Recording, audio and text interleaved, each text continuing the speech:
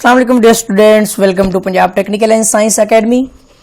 Students, आज जो है हमारा ये ज़ीरो लेक्चर है जिससे हम अपने ऑटोकैड जो है सॉफ्टवेयर के लेक्चर्स का मैं आगाज़ करूँगा ताकि आप लोग जो है ऑटोकैड से भी फ़ायदा यानी कि आपके लिए काफ़ी कारगर साबित होगा।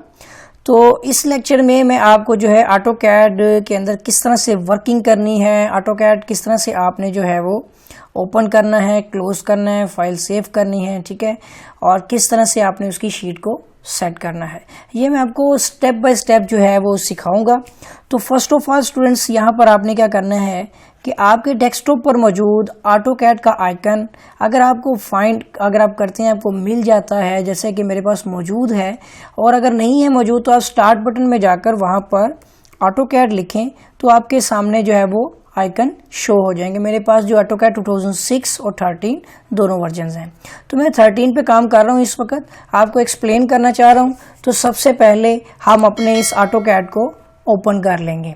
आपने उस आइकन पर डबल क्लिक करना है तो आपके सामने जो है वो ऑटोकैड 2013 ओपन हो जाएगा।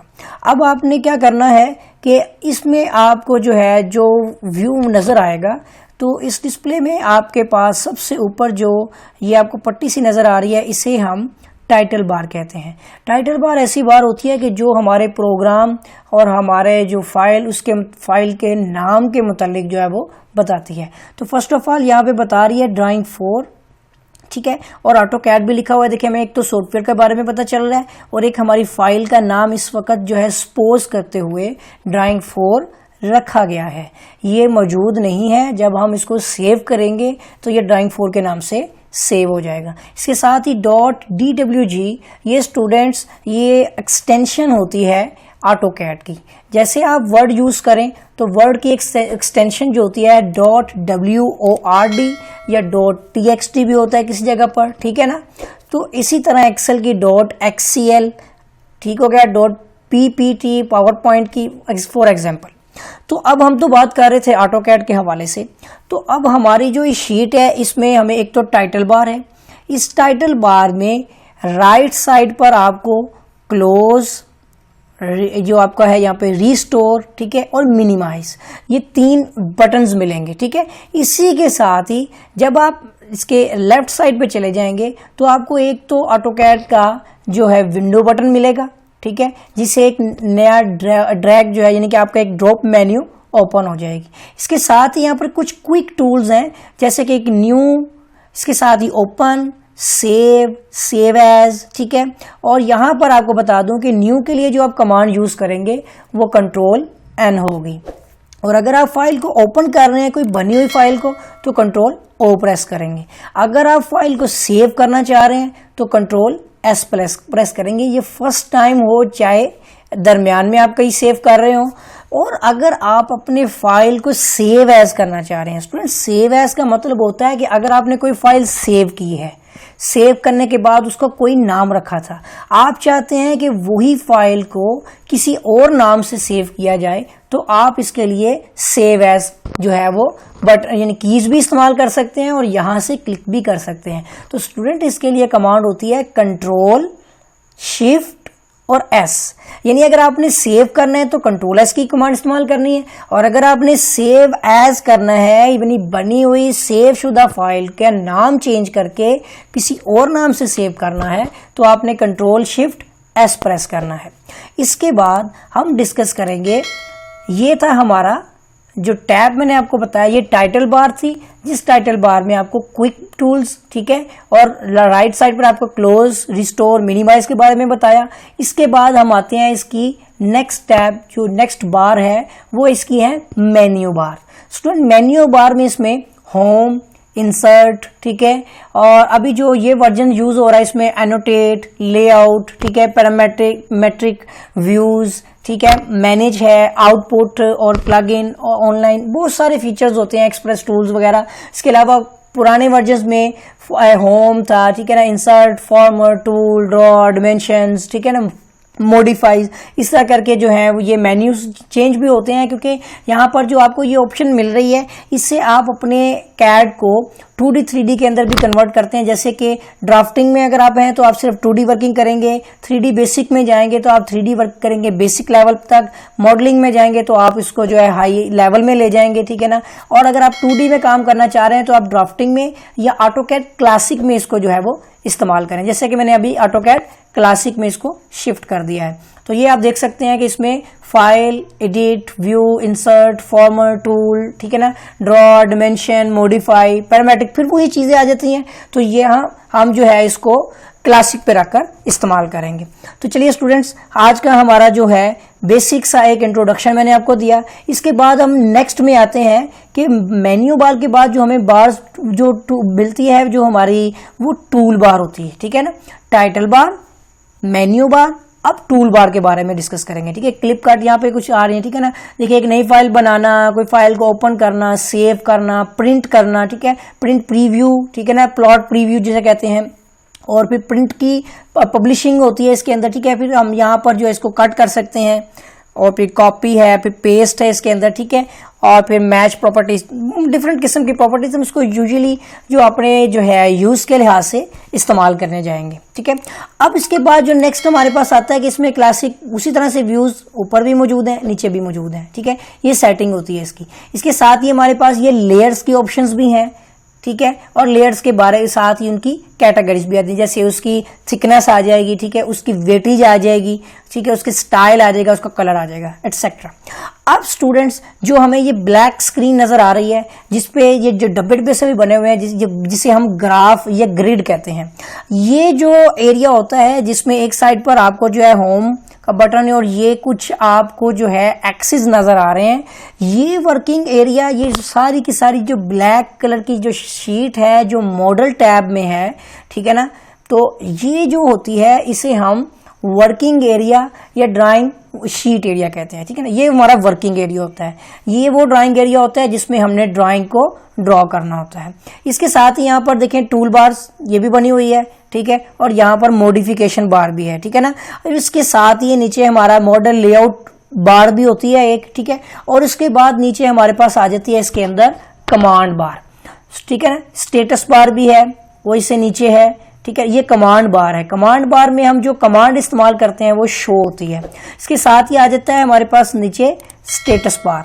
यहाँ पर हमें एक तो कोऑर्डिनेट्स का पता चलता है, ठीक है, अपने स्टेटस के बारे में पता चलता है। इसके अलावा यहाँ पर कुछ कीज भी हैं जो हम मोस्टली यूज करेंगे, जैसे कि ग्रिड है F7, तो ये ग्राफ जो बना हुआ है ये हमारा हाइड हो जाएगा। इसके साथ ही यहाँ पर जो हमारे पास, ठीक है, कुछ यानी कि क्रॉस हेयर के उसके बारे में भी होता है, ठीक है ना, 90 के एंगल के बारे में है, जैसे ऑर्थो, ये इंशाल्लाह जो है इसके ऊपर जब हम वर्किंग करेंगे तो इसके साथ साथ जो है इनको भी डिस्कस करते जाएंगे।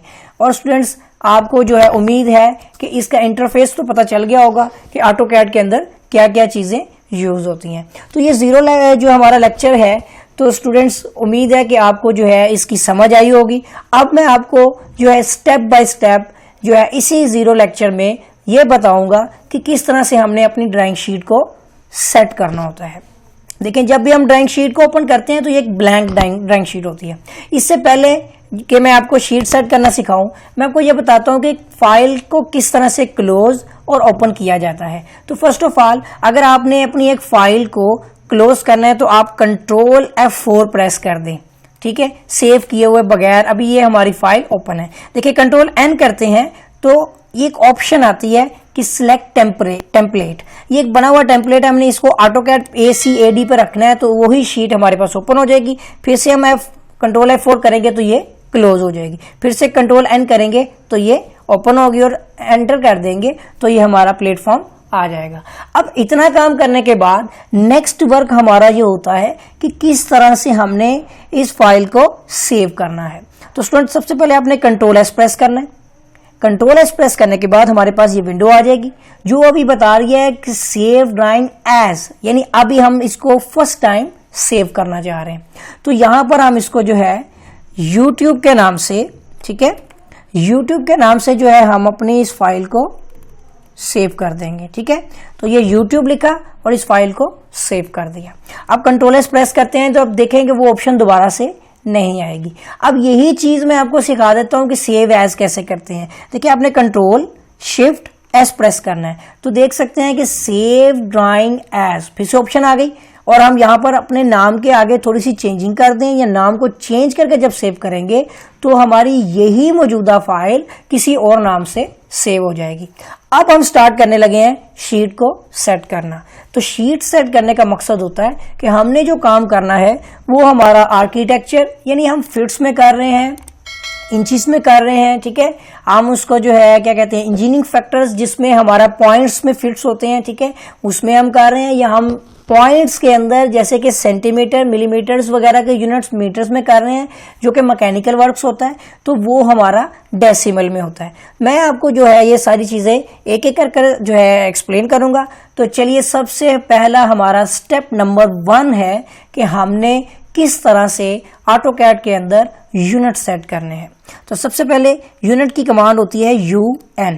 हम UN करके स्पेस दे देंगे या एंटर, दोनों का एक ही काम होगा। अब देखिए यहाँ पर है ड्राइंग यूनिट्स, जिसमें हमारे पास लेंथ ऑप्शन भी है और एंगल्स भी हैं।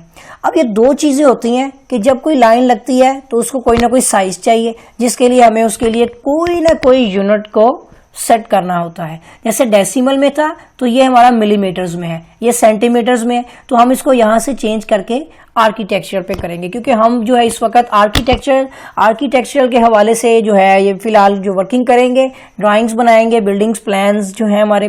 तो इसके साथ ही जो प्रिसिशन होता है ये दुरुस्तगी होती है। तो हमने दुरुस्तगी कितनी हद तक करनी है, हम इसमें दुरुस्तगी बहुत ज्यादा जो है लेवल तक कर सकते हैं, लेकिन हम इसको 1/8 इंच, आप जानते हैं कि 1 इंच में 8 सूत्र होते हैं, तो ये इंच का 8वां हिस्सा, यानी हम इसमें 1 सूत्र तक की एक्यूरेसी चाहते हैं। इसके साथ ही एंगल्स में आ जाते हैं, जिसमें हम इसको डिग्री, मिनट, सेकंड में सेट कर देंगे, ठीक है। और इसकी प्रिसिशन जो इसकी दुरुस्तगी होगी हम 0 डिग्री पर ही रखेंगे, और आपने कोई चीज नहीं इसमें चेंज करनी। जो हमारा ये इंचेस में है कि अगर हम कोई चीज, कोई लाइन ड्रॉ करते हैं और उसको साइज दे देते हैं और उसके लिए हम इंच या फीट का साइन जो है वो नहीं मेंशन करते, तो इससे साबित होता है कि वो हमारी सारी की सारी ड्राइंग की जो डायमेंशन, जो मेजरमेंट्स हैं वो इंचेस में वर्किंग कर रही हैं, ठीक है। इसके साथ ही जो हमारा यूनिट्स है, यहाँ पे लाइटनिंग उसने इंटरनेशनल रखा हुआ है और हम इसको यहाँ पर ओके कर देते हैं। तो स्टूडेंट्स, इसके साथ ही Ctrl+S प्रेस कर देते हैं।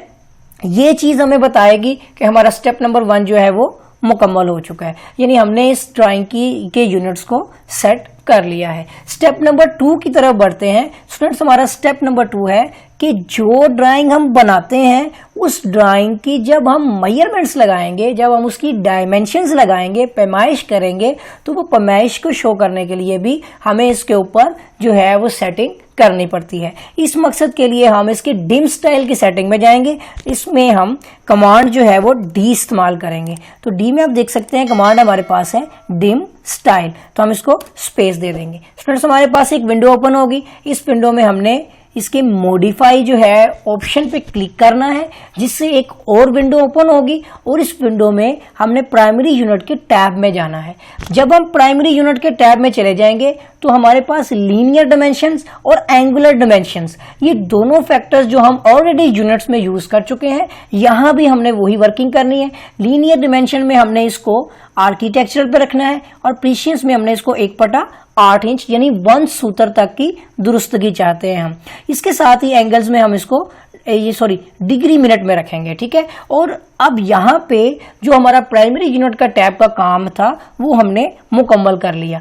अब एक चीज बताता हूँ कि ये जो डायमेंशंस लगी हुई है व्हाइट कलर में, हम इसी के ऊपर बारे में बात कर रहे थे, ठीक है। अब ये है कि इसके अंदर कोई ना कोई साइज लिखा हुआ है, इस साइज यानी कि कोई ना कोई, मतलब जिसे कहते हैं पैमाइश लिखी हुई है। अब इस पैमाइश का कोई ना कोई साइज तो होगा ना। ये जो टेक्स्ट है जैसे 1/1 से 1/4 इंच लिखा हुआ है, तो इसका कोई ना कोई साइज, इसकी कोई ना कोई हाइट होगी। स्टूडेंट्स, हमने इस टेक्स्ट की हाइट चेंज करनी है कि जो हम टेक्स्ट लिख रहे हैं उसकी क्या हाइट हो।